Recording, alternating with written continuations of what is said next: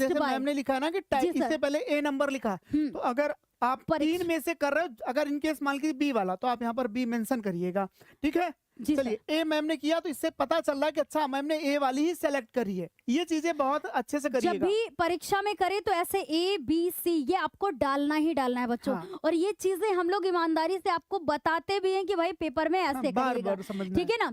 तो जब भी पेपर में करेंगे the poem a tiger in the zoo composed by Leslie Norris, तो इसको आप ऐसे ही लिखेंगे। यहाँ रिटन बाय नहीं करेंगे, एक नंबर कट जाएगा। कंपोज्ड बाय करेंगे बिकॉज ये पोएट्री है बच्चों, पोएट्री है ना। तो a poem a tiger in the zoo composed by Leslie Norris, यानी ये कविता, ये जो आपकी टाइगर इन द जू है, ये लेस्ली नॉरिस के द्वारा रचित है।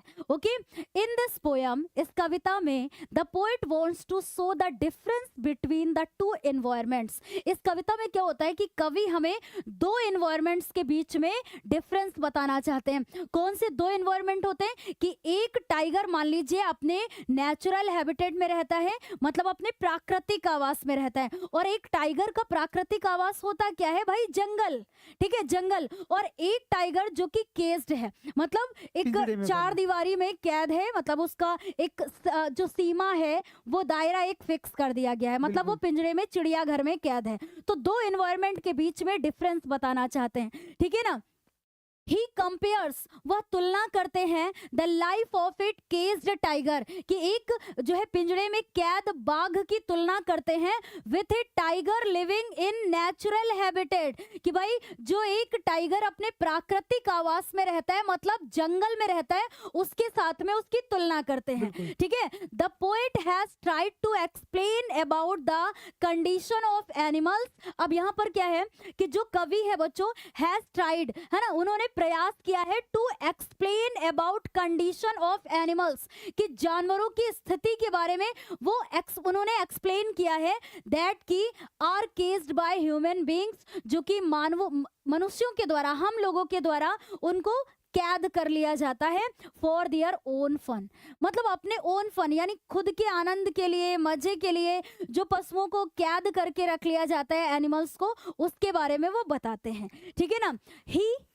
यानी पोएट के लिए आया है कि ही सेज दैट, वह कहते हैं दैट की what is life could be, कि सोचिए जीवन कैसा हो सकता है, if had been a free animal, कि अगर एक स्वतंत्र पशु है तो उसका जीवन कैसा हो सकता है ना। कि एक जानवर जिसके ऊपर कोई बाधाएं नहीं है, कि उसको फिक्स करके नहीं रखा गया, एक दायरे में फिक्स नहीं किया गया, मतलब उसको केस्ड नहीं किया गया, तो उसका जीवन कितना अच्छा होगा। तो इसलिए यहाँ पर कहते हैं कि he says that what his life could be if had been a free animal, कि एक जानवर का जीवन कैसा होगा अगर वो स्वतंत्र पशु के रूप में है तो, ठीक है ना।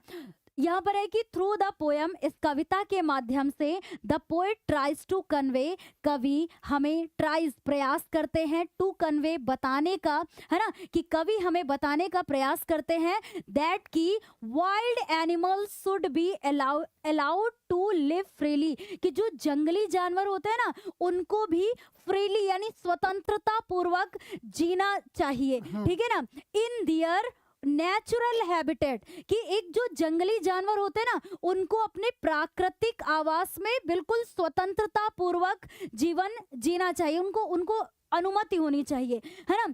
क्योंकि ऐसे बोला गया है, देखिए अगर पेपर में काले नीले पेन का प्रयोग करते हैं तो काले पेन से आप ये भी लिख सकते हैं कि freedom is loved by all living beings and not just by human beings, कि केवल मानव के द्वारा ही नहीं बल्कि जानवरों को भी स्वतंत्रता प्रिय होती है। मतलब कह रहे freedom is loved by all living beings, कि जितने भी सजीव प्राणी होते हैं ना सबको स्वतंत्रता प्रिय होती है ना, सबको स्वतंत्रता प्रिय होती है।